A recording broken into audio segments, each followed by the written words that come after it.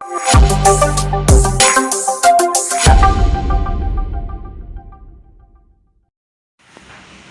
Mass മോട്ടോഴ്സിൽ നിന്നാണ്. Honda Activa വണ്ടി self start complaint ആയിട്ട് വന്നിരുന്നതാണ്. അപ്പോൾ നമ്മളത് കയറ്റി എൻ്റെ ബാറ്ററിയൊക്കെ ചെക്ക് ചെയ്യുന്ന സമയത്ത് ബാറ്ററി പുതിയ ബാറ്ററിയാണ്, വെച്ചിട്ട് ഒരുപാട് ആയിട്ടില്ല, നിസ്സാര ദിവസങ്ങളായിട്ടുള്ളൂ, നിസ്സാര ആളായിട്ടുള്ളൂ.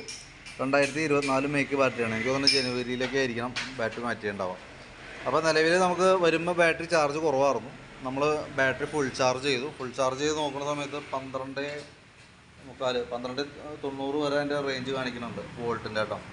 അപ്പോൾ ശരിക്കും നമുക്ക് ഇപ്പോൾ ഈ റേഞ്ചിൽ ബാറ്ററിക്ക് ചാർജ് ഉണ്ടെങ്കിലും വണ്ടി സ്റ്റാർട്ട് ചെയ്ത് കഴിയുമ്പോൾ സ്വാഭാവികമായിട്ട് ഒരു 14 വോൾട്ടിൻ്റെ മുകളിലേക്ക് വരണം ശരിക്കും. എന്നാലാണ് ബാറ്ററി വണ്ടിമേന്ന് ചാർജ് കയറുമ്പോൾ ഓൾറെഡി 14 തുടങ്ങി 14.5 വോൾട്ട് വരെ ഓൾറെഡി വണ്ടിമേന്ന് കയറിയാലാണ് വണ്ടിയുടെ ബാറ്ററിക്ക് കംപ്ലയിൻ്റ് ഇല്ലാണ്ട് നിൽക്കുള്ളൂ. കാരണം അല്ലെങ്കിൽ നമ്മൾ ബാറ്ററിയിൽ നിന്ന് വണ്ടി ചാർജ് എടുത്ത് ഉപയോഗിച്ചുകൊണ്ടിരിക്കും, തിരിച്ചങ്ങോട്ട് കയറുന്നില്ല എന്നുണ്ടെങ്കിൽ കുറച്ച് കഴിയുമ്പോൾ വീണ്ടും കംപ്ലയിൻറ്റ് വരും. അതാണ് ശരിക്കും ഈ വണ്ടിക്ക് സംഭവിച്ചാണ് കംപ്ലയിൻറ്റ്. ബാറ്ററിയുടെ അല്ല കംപ്ലയിൻറ്റ്, ബാറ്ററി പുതിയ ബാറ്ററിയാണ്, ബാറ്ററിക്ക് വേറെ യാതൊരു കംപ്ലയിൻറ്റും ഇല്ല. അപ്പോൾ ഞാനത് വണ്ടി സ്റ്റാർട്ട് ചെയ്തിട്ട് എൻ്റെ വോൾട്ട് ഒന്ന് കാണിച്ചു തരാം കേട്ടോ. അപ്പോൾ നമ്മൾ വണ്ടി സ്റ്റാർട്ട് ചെയ്തിട്ടുണ്ട്. സ്റ്റാർട്ട് ചെയ്ത് ചെക്ക് ചെയ്യുമ്പോഴും നമുക്കിതിനകത്ത് വേരിയേഷൻസ് വന്നില്ല കേട്ടോ. 12.8 റേഞ്ച്, 8.2 അത്രയൊക്കെ വന്നുള്ളൂ. വണ്ടിമേന്ന് ബാറ്ററിയിലേക്ക് ചാർജ് കയറുന്നില്ല. അതാണ് ശരിക്കും ബാറ്ററിയുടെ കംപ്ലയിൻറ്റ് കേട്ടോ.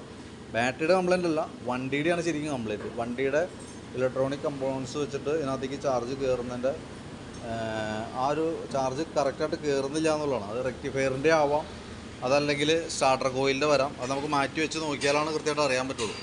അപ്പോൾ ഞാനതൊന്ന് ചെയ്ത് നോക്കാം. ബാറ്ററി ചാർജ് ചെയ്തതിന് ശേഷമാണ് നമുക്ക് ചെക്ക് ചെയ്യാൻ പറ്റുള്ളൂ. അതുകൊണ്ടാണ് നമുക്ക് ഡിലേ വന്നതിൻ്റെ കേസ്. അപ്പോൾ നമ്മൾ ഫുൾ ചാർജ് ചെയ്തിട്ടുണ്ട്. അതിന് ശേഷം നമ്മൾ ചെക്ക് ചെയ്ത് നോക്കിയിട്ട് അതിൻ്റെ ഡീറ്റെയിൽസ് പറയാം.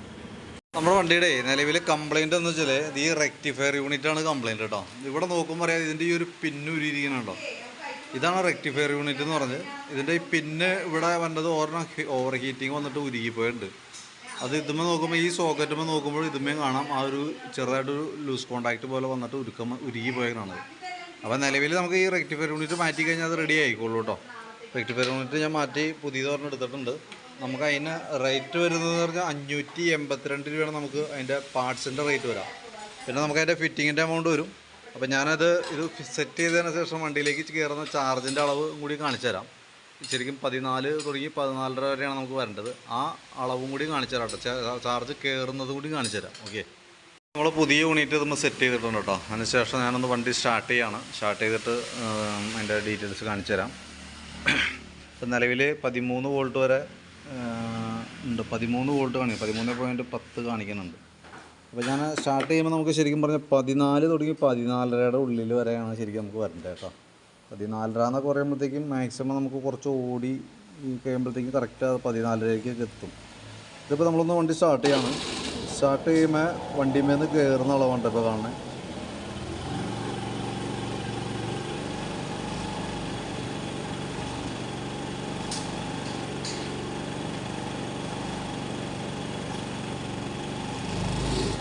ഇനിയും റേസിങ് ഞാൻ ഇപ്പോൾ ഐഡലിങ് സാധാരണ റേസിങ്ങിലാണ് ഇപ്പോൾ എടുത്തത്. കാരണം എന്താ വെച്ചാൽ വണ്ടി റാമ്പിൻ്റെ മുകളിൽ നിൽക്കണതുകൊണ്ട് ഒരു പരിധി കൂടുതൽ നമുക്കത് റേസ് ചെയ്യാൻ പറ്റില്ല. കാരണം ഓട്ടോ ക്ലച്ച് വണ്ടി ആയതുകൊണ്ട് തന്നെ CVT ക്ലച്ചാണല്ലോ. അപ്പോൾ അത് റിസ്ക് ആയതുകൊണ്ടാണ് ഞാൻ അങ്ങനെ ഓവർ റേസിങ് ചെയ്യാത്തത്. ഇപ്പോൾ നോർമൽ റേസിങ്ങിൽ തന്നെ നമുക്ക് 14 വോൾട്ടിൻ്റെ മുകളിലേക്ക് എത്തിയിട്ടുണ്ട് കേട്ടോ. അപ്പോൾ അതായിരുന്നു അതിൻ്റെ കംപ്ലയിൻറ്റ്. അത് നമ്മൾ ക്ലിയർ ചെയ്തിട്ടുണ്ട്.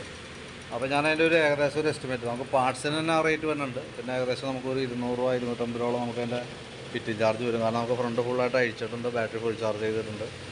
അപ്പോൾ അതടക്കം ഉള്ളൊരു എമൗണ്ട് ഞാൻ എസ്റ്റിമേറ്റ് വാട്സപ്പിലേക്ക് ഇട്ടേക്കാം കേട്ടോ. നോക്കിയിട്ട് റിപ്ലൈ ചെയ്താൽ മതി. നമുക്ക് വണ്ടി ഏകദേശം നമുക്കൊരു 6-6:45 ആകുമ്പോഴത്തേക്കും വണ്ടി കംപ്ലീറ്റ് ആവും. ഇനി ബോഡിയൊക്കെ ഒന്ന് സെറ്റ് ചെയ്യാനുണ്ട് കേട്ടോ, അതിൻ്റെ ഒരു താമസമാണ്. അപ്പോൾ അത് ഒരു 6:45 ആകുമ്പോഴത്തേക്കും വണ്ടി എടുക്കാം നമുക്ക് വേണമെങ്കിൽ. അപ്പോൾ ഞാൻ അതിൻ്റെ ഡീറ്റെയിൽസ് വാട്സപ്പിലേക്ക് ഇട്ടേക്കാം. ഓക്കെ.